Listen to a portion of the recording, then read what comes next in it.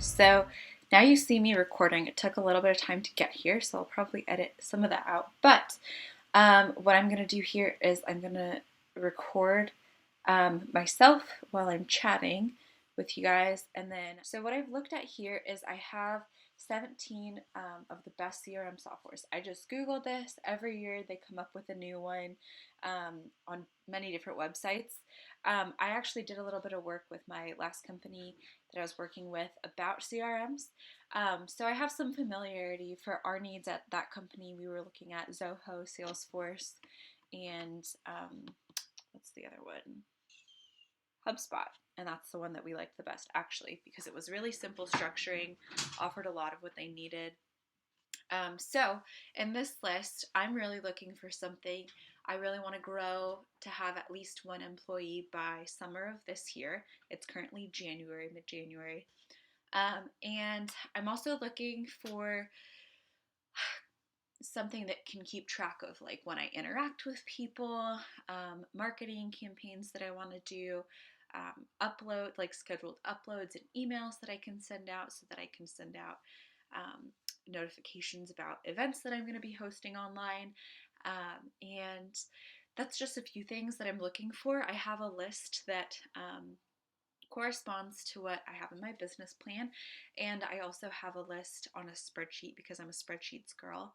Eventually, I want to connect all of those things to a CRM cloud so that when I have somebody else come on, I can have some processes ready to go so I can train them so that my brain is located somewhere. Plus, some days I am a little foggy in my brain, so it's really helpful to have a CRM, especially as I grow. I definitely want to have 5, 6, maybe even 7 or 8 employees in the next 5 to 10 years. So that being said, this kind of gives a little bit of an update of what a CRM is.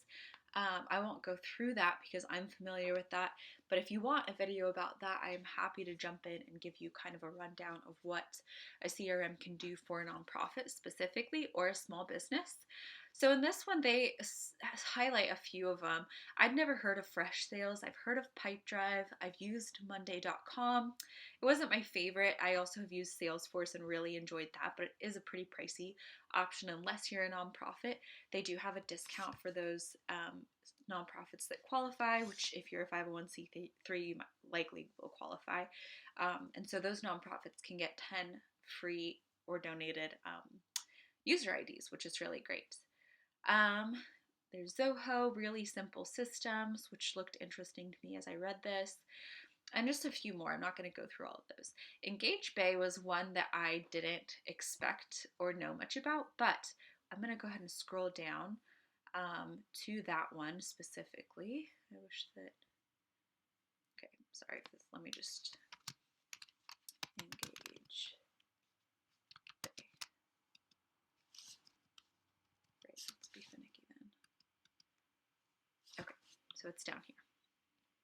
So I really think HubSpot's a great option because it does have a free version, and some of the add-ons come with like much higher pricing. Like to add the marketing piece on might be something that I don't quite need right now.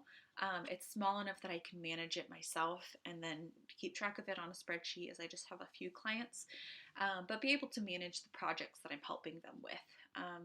So EngageBay looks like it might be a good competitive option for what I'm looking for.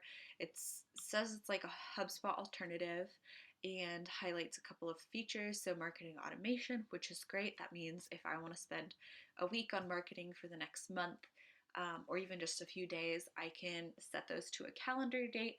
It'll launch it to my website or emails or however I'm supposed to be doing marketing, and automatically upload those things.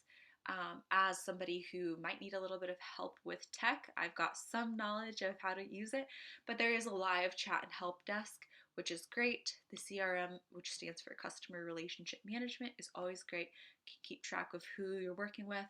I'm not sure what they mean by Sales Bay. It looks like Bay is kind of one of their, keywords that they're using, which is fine.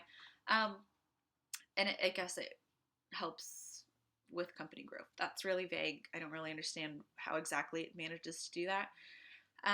But I'm just reading through all of this. It helps track activity, like how much you contact them. Web activity is one I'm really interested in. So when you see on a website like I accept these cookies, basically what it does is it's letting a system like a CRM know, like, hey, there's somebody that is looking at this website. If they give you information, like to sign in or try a free trial, then it connects those two things to the account. Otherwise, it doesn't see anything that you're doing, even if you say you're accepting cookies. That's my general expectation and understanding of it. Might not be 100% true, something to look forward to learning if that's something you're interested in. Email response is also super important when you're working with clients, or when you're even just talking to people that are in your nonprofits. This is especially important to me when I deal with donors and donor relations, because email responses, especially with open and click rates, tell me, is my marketing being effective? Am I sending out information to the people that is interesting to them, is engaging to them? They like it, they're looking forward to opening it. If they're kind of just ignoring it, I might be sending them too much, or it might be time to survey and ask, hey, what am I missing? Like, what can I do to help you feel more involved with what we're doing here? Is it that you're no longer interested, which is good to know? Or is it that they originally had a different expectation than what you're delivering? Really good things to note.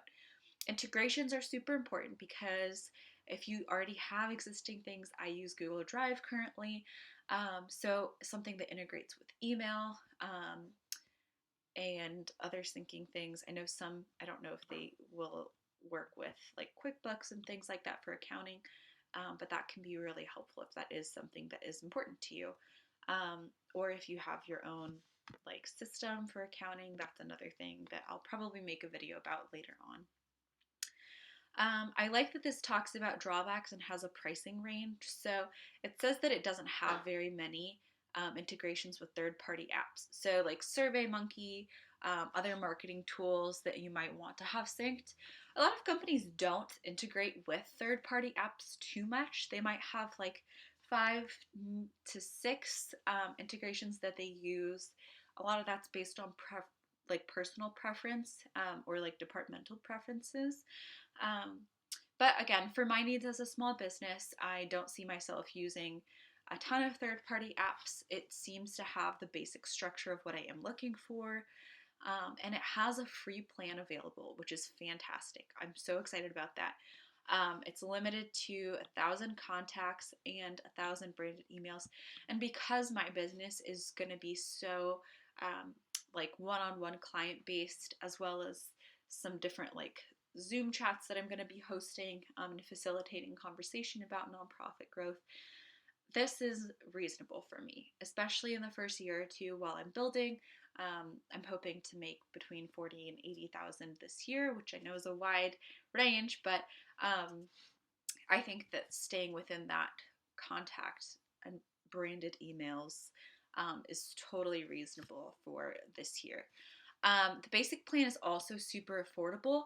I do want to look more into that, and I'll click this later to see like what is different from each of these levels. Does it increase with contacts and branded emails? Pro plan, I'm sure, is unlimited, but basically it's like cloud storage. So even like with Google Photos, you can like upgrade your account to see like how much more you need there. So yeah, that's something. This one definitely piques my interest, so I'm gonna write that down in my spreadsheet, and I'll go through the list of things that I want out of a CRM, and see how it stacks up to that. I'll probably calculate a percentage based on how many of those boxes it ticks, and then take into consideration the pricing. Again, this is like very affordable. A lot of plans are based on number of users, which this isn't clear about whether it is or isn't. But even $13 a month, for whatever that next tier is, and I imagine it's at least double, is not bad at all. Even for like if I want to have 2, 3, 4, 5 employees, not a big deal, especially if I'm scaling with my own growth. So yeah, that's super affordable, whereas others can be hundreds of dollars a month. The other one I wanted to take you guys to is, see, look at this, like 70 per 2 users. That's not bad, but it's more than double HubSpot. I do want to show you that. With the they have like different additions that you can do. But like there's a growth starter suite for like people that are in startup mode, like I am, that might be interesting. So let's compare it to HubSpot just to give you an idea of how I would do this. So benefits, it's definitely one of the big names that are out there. If you talk to board members, a lot of them are familiar with that, board members from nonprofits specifically, but normal businesses also use them. So there's a free for unlimited users with the basic features. Again, I've done some research on this before this video. I know that it meets more than what I need for the free version. All of those basic features are really what I'm looking for, and I'm happy to scale up again as I grow. So the free CRM allows you to assign and track leads. So this is great. Again, if I have like an intern or somebody else jump on my team with me, I can assign them half of the people. I can assign them the contacts for people who maybe whoever I have coming in, which one of my goals is to have somebody that's stronger in marketing. Maybe they work with clients that are looking for more of a marketing assistance. And so I can assign that to them, and they can track their own leads, manage sales processes with them, schedule meetings, which reminds me, one of my things that I want is it to be Calendly. All right, that's me saying it while I write it. Yeah, so like incorporating it with Calendly so that they can have the slots that they're open and available to meet with people, and be able to schedule their own process, their own meetings that they want to have. Managing workflows, that's so important to me because so much of our brain space, even in day-to-day life, is just like organizing things and getting like your ducks in a row. And so if you can have like a daily checklist that like is automated for you, like every Monday I need to be doing a marketing post, or I need to be preparing a marketing post and like generating a list of questions for some dialogue that I'm going to have later, or outline meeting notes, or send out meeting minutes for somebody, things like that. Totally so helpful. Like if you're having a brain fog day, managing your workflows, you don't even have to worry about it. If I'm like overseeing somebody else, if I'm managing some people and I want to make sure that we're hitting our deadlines, managing workflows is something that I can help them with. You always want to empower people that are working with you to like have synergy and know that they're part of the process, and me being able to give input on how they can manage their own workflows is better management, as it says right there. Recording customer interactions, again, we talked about that. Really, I've heard great things about the email marketing, seen really great demos. And again, there's a free version of this, so you can try it. And if you don't like it, you can try something else. So many of these have a free trial of even just like a week. Sometimes it's a month. So definitely like take advantage of that. If you want to dig in and do something with it, there's no harm in trying. It does just take time and energy. So I'm just trying to narrow it down for myself, and I'm going to pick one, and hopefully it's one that works for me. Otherwise, you can always do data migration and have it transferred into another CRM. Like let's say you do HubSpot and you want to transfer to Salesforce one day, 5-10 years away, or even just 2 or 3 years. You can do that. They're in competition with each other. So if you're using a competitor and want to go to them, they will work with you to help that. It does cost money to do that, generally speaking. Sometimes it's like a whole nother fee. But yeah, totally can be done. So even if you feel like you made a wrong decision, there's no wrong decision. It's just, it might not be as linear path unless you do your research, which is where I am. Again, HubSpot works with G Suite and Microsoft Office, which is great. So yeah, you can sync your data. I can upload my spreadsheet with all of the details of what I want and I'm looking for. And yeah, you can do a lot of things with this. Do, do, do. Boost data storage for more sophisticated reports, which is helpful. But I think again, what I need is totally fine in that basic version.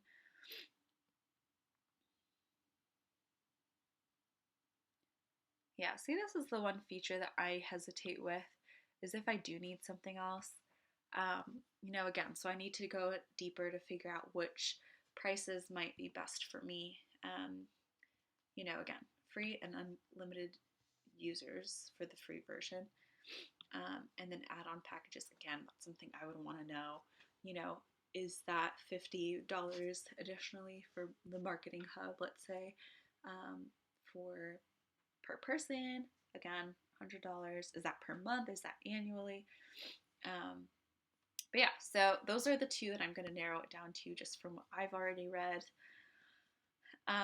Yeah, if you want to comment down below and share what it is that you have enjoyed, maybe a CRM that's given you a really good experience, like please feel free to share. There's Allison Bickerstaff, one of my favorite YouTubers. Yeah, hopefully that is helpful to you. I will probably make a video when I start using it.